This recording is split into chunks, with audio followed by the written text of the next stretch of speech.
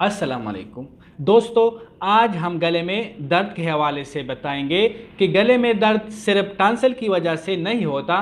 कुछ मरीज़ ये सोचते हैं कि ये दर्द टॉन्सिल की वजह से होता है और वो अपने टॉन्सिल्स का ऑपरेशन करवा लेते हैं, लेकिन बाद में भी उसे वही दर्द होता है।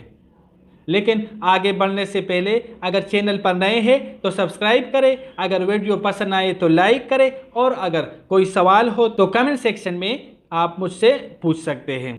हमारे टॉन्सिल के पीछे गले का जो मिकोज़ा होता है वो सूज जाता है और दर्द करने लगता है और कभी कभी साथ में बुखार भी होता है, जिससे मेडिकल टर्मिनोलॉजी में फेरेंजाइटिस कहते हैं। और अगर साथ में गले के मिकोज़ा में छोटे छोटे टिश्यूज़ या दाने निकल आए तो फिर उसे ग्रेनुलर फेरेंजाइटिस कहते हैं।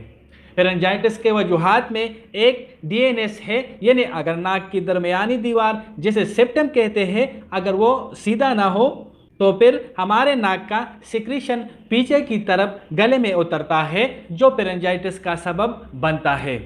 इसके अलावा दूसरी वजह साइनोसाइटिस है, यानी हमारे साइनस में जो नज़ला बनता है उसमें इन्फेक्शन हो जाती है और जब वो नाक के पीछे पैलेट के रास्ते गले में उतरता है तो उससे भी गला ख़राब हो जाता है और फेरेंजाइटिस हो जाती है, जिससे बुखार भी होता है। इसके अलावा तीसरी वजह, कुछ अफराद में गले का जो मिकोज़ा होता है वो सेंसिटिव होता है और ऐसा सेंसिटिव गला ठंडा खाने या पीने, बहुत ज़्यादा स्वीट्स या तुरश वगैरह खाने से गला ख़राब हो जाता है और इस तरह तेज़ जायका वाली चीज़ें खाने से डायरेक्ट फेरेंजाइटिस हो जाती है और गले में दर्द और इरिटेशन यानी ख़ारिश पैदा हो जाती है, जैसे हम कहते हैं कि इसको इस तरह तेज़ खानों से एलर्जी है।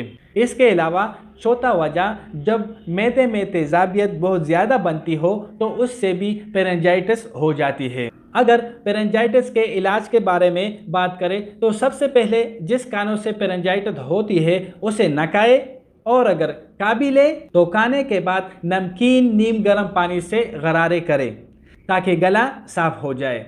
इसके अलावा मेडिसिन में आप एंटीबायोटिक, एंटी एलर्जिक वगैरह खा सकते हैं और अगर मैदे में तेज़ाबियत ज़्यादा बनती हो तो फिर आप पीपीआई मेडिसिन भी इस्तेमाल कर सकते हैं। अपने सेहत का ख़ास ख्याल रखिए। शुक्रिया। अल्लाह हाफ़िज़।